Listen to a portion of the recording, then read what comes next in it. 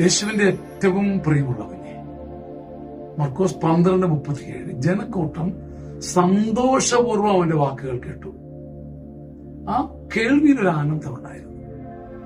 വചനം അവർ കേട്ടത് വേറെന്തെങ്കിലും ലാക്കാക്കിയല്ല, വചനം തന്നെ അപ്പം പോലെ മധുരിച്ചു.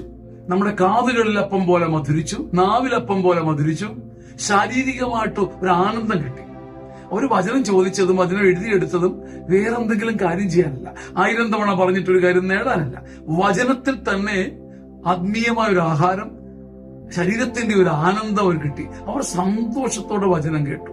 നമ്മുടെ ജീവിതത്തിൽ ഒരു പരാജയം, നമ്മളൊരു യാത്രയ്ക്ക് ഇറങ്ങുമ്പോൾ നമുക്ക് ഏതോ ലക്ഷ്യത്തിന് വേണ്ടി വചനം തപ്പുന്നു, വേറെ ഏതെങ്കിലും കാര്യം ലാക്കാക്കി വചനം തപ്പുന്നു.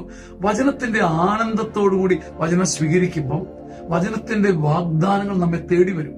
ദിവസങ്ങളിൽ എല്ലാം ആമേനിൽ പറയുന്നതാണ്. നമ്മൾ വചനം ആനന്ദത്തോടെ വായിക്കാൻ ഒരു ഗ്രേസ് ചോദിക്കുക.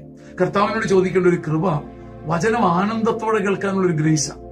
ദൈവം ധാരാളമായി സന്തോഷത്തോടെ വചനം കേൾക്കാൻ, എന്നും വചനത്തിന്റെ ഒരു വചനമെങ്കിലും വായിക്കാൻ, ബൈബിൾ ഒന്ന് ആനന്ദത്തോടെ തുറക്കാൻ, അതൊരു ഗ്രേസാ കേട്ടോ, ഒരു കൃപയാ. അത് കിട്ടാൻ നമുക്ക് പ്രാർത്ഥിക്കാം.